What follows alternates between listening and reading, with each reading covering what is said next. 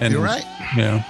You're right. And he had a nice revival of war, right? He got into the whole San Francisco scene, and then I was going to ask you about that, but I didn't want to jump ahead. And say we're going to be like that. Well, anyway, so it is a great revival. Like, it's a huge thing, and that's why, like, it's funny because I could see him getting up and scatting over, like Spill the Wine. The reason that he would be at Lollapalooza. Is it the animals, or is it that, or no, is it war? It would be, but that's the thing is, imagine Eric Burdon coming out with the Roots doing Spill the Wine. Right. That's what I'm saying. Right. It'd be great. Yeah. It would be great. Yeah. Yep. But no. Rather than, House of the Rising Sun, I'd rather hear him do Spill the Wine, with the Roots, like you just said. Yeah, John, you're a genius. There it is. Make it happen at South by Southwest. Paychecks for marketing. Someone's going to listen. That one's got to get heard. That one's got to get heard. It's Amir. Amir is going to make it. Like he's the man who makes it happen now. Who are you referencing? Questlove. Oh, okay. Yeah, okay. Yeah, he's we got big time. into that. By the way. How? Ethan's wife is what does she manage those guys for Roots? No way. She's got him on a roster. She's got him on a roster.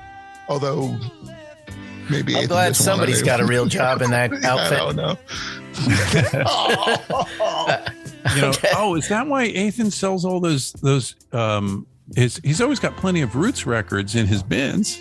Oh, he's getting them on the skinny. I kid. They're all marked promo. What? Yeah, you don't need these anymore, right, honey? I can move these units. Tonight, to the Tonight Show crowd, he's out there in front, pushing them. Did I tell you, I was listening to an interview, Questlove was interviewing Todd Rundgren, and he's talking about how there were, he was thanking Todd Rundgren because when they had no money and yet they were still signed, they would go in and get all the promos they can and go sell them downtown for cash so they could eat. And he said, it's like, we'd grab all there was always Utopia Records. No. Tom XTC Skylarking. He's like, they don't know what took it. He's like, we ate for months off of Skylarking promos. Oh my God. But they also, the other incredible story they told us, in their writers, their touring writers, they would always put non-perishable food. So they would always have for backstage, we need, all these boxes of cereal. We need, 6 different brands and this and that, because then they could just take them on the bus and eat because they had no, they'd save their per diem. So they would, it wasn't about you're feeding me tonight. You're feeding me until my next backstage. That's brilliant. Yeah. They really had their shit together. I bet, but at the same time, they had to figure it out because there's 8 of them. Imagine we're getting paid $150 and then by 8. And then you got Ethan's wife. Tank.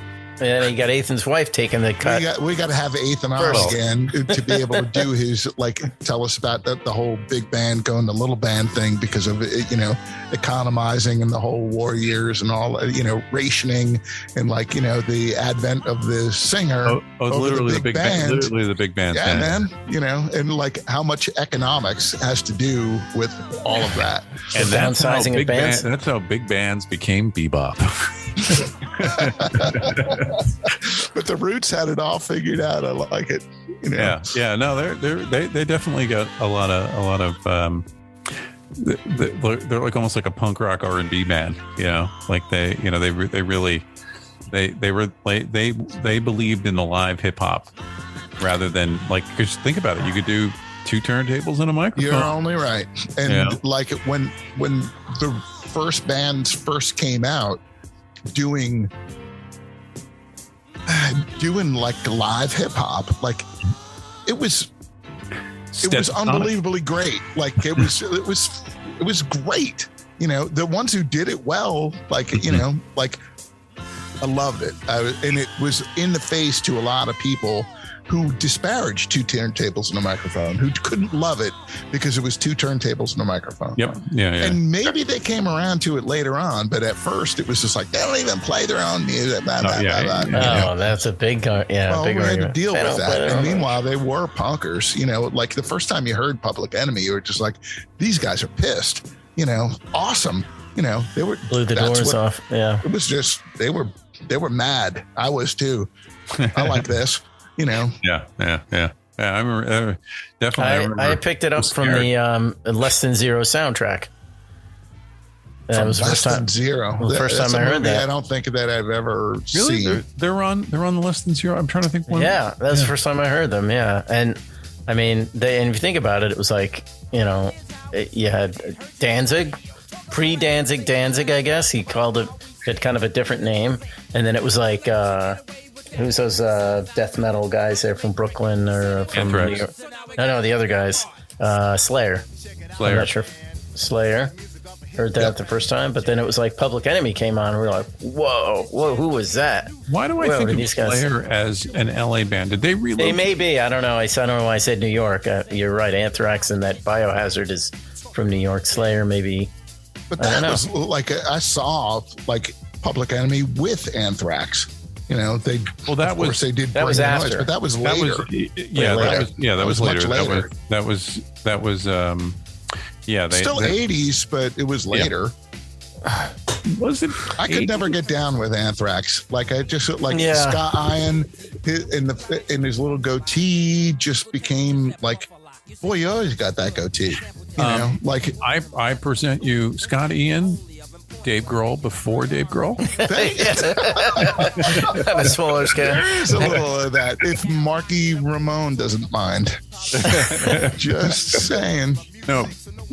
Marky Ramone is the Ray Manzarek. Nice. Even better, John. Wow. I want to hear that. We got you on. I want to hear you. I want to hear that explained a little more. Well, like Ray, talks about the Doors as though he wasn't in the Doors. I see what you're saying. And it tells the legend, blah, blah. And Marky talks about the Ramones almost like he wasn't in the Ramones. But how long was Marky in the band? Was he one of those guys forever? Longer than anybody else, but he doesn't get it. Like he doesn't get the love because of Tommy. Well, he's in two certain strata of fan. Yeah. So right. It's kind of like the first 3 albums are Tommy, and then they make another 27 albums, and those are all Marky. Right. But everybody's still referring to the. Asked me, he's just like, Chris, what do you think, man? And he was in production doing this and that, and he was just like, Marky Ramone and my company, we're talking about putting something together. What do you think about Marky Ramone? And I gave him the old school instead of and Marky's got cred, he just does. He was Richard Hell and the Voidoids drummer. He absolutely does, and I dissed him, and I was just like, Marky's missed the boat, and 3 of them are dead. And then Dee Dee died. Who was the last one? Johnny?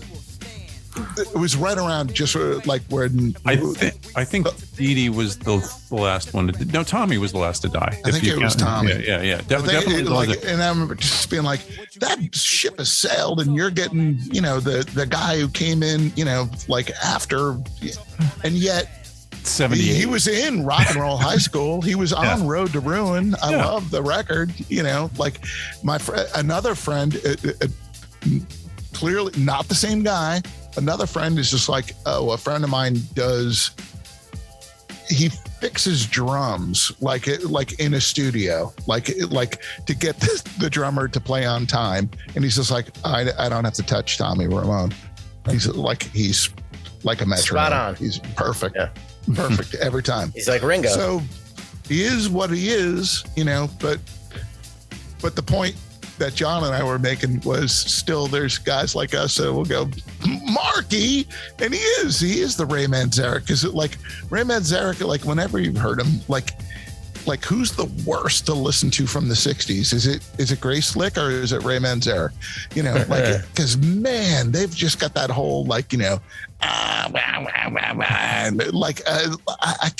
can't explain it except for But in the 80s, when the Doors had that like revival interest, I mean, he must have eaten that up, that he didn't do anything for 10 or 12 years. And then he never went away. He just all of a sudden got a bigger platform. There wasn't a year that went by. There wasn't Ray Manzarek reminiscing about walking on Venice Beach and hearing the lyrics to the end.